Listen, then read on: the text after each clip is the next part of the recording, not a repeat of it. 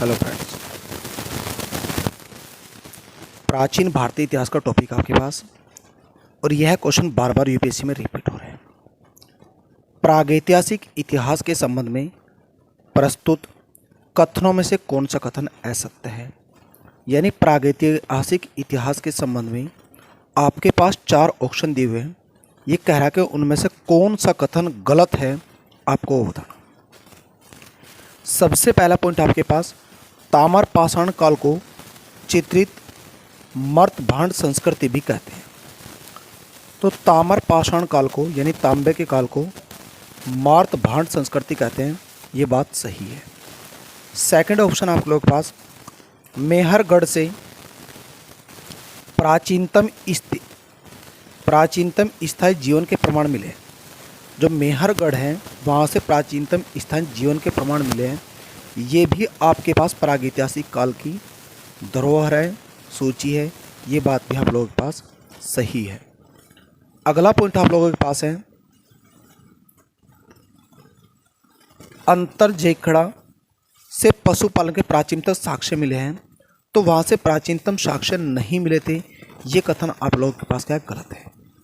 अगला पॉइंट आप लोगों के पास है, पहिए का आविष्कार नवपाषाण काल में हुआ था। ये बात भी सही है कि प्रागैतिहासिक काल के सबसे पहले जो प्रागैतिहासिक काल का इतिहास था उसमें पहिए का जो आविष्कार हुआ था वो नवपाषाण काल उसका एक भाग था, उसमें होता। ये कथन भी आप लोगों के पास क्या है, सही है। अगला क्वेश्चन आप लोगों के पास है, निम्नलिखित कथनों पर विचार कीजिए।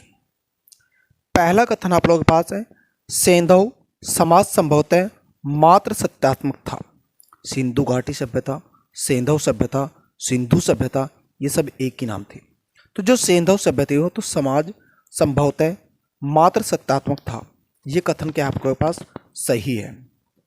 सेकंड पॉइंट आप लोगों के पास, कालीबंगा से अग्नि वेदिका के साक्ष्य प्राप्त हुए थे।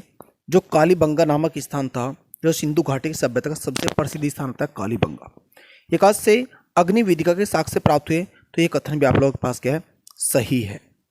अगला पॉइंट है, सिंधु घाटी सभ्यता में सबसे अधिक मंगोलायड प्रजाति के लोग रहते थे। तो सिंधु घाटी सभ्यता में सर्वाधिक मंगोलायड जाति के लोग नहीं रहते थे।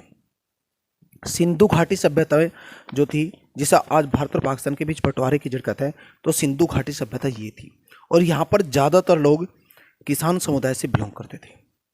अगला पॉइंट आप लोगों के पास है, इसी का चौथा, सबसे पहले कपास पैदा करने का श्रेय जो भारत में कपास की उत्पत्ति है सिंधु घाटी सभ्यता को लोग दिया जाता।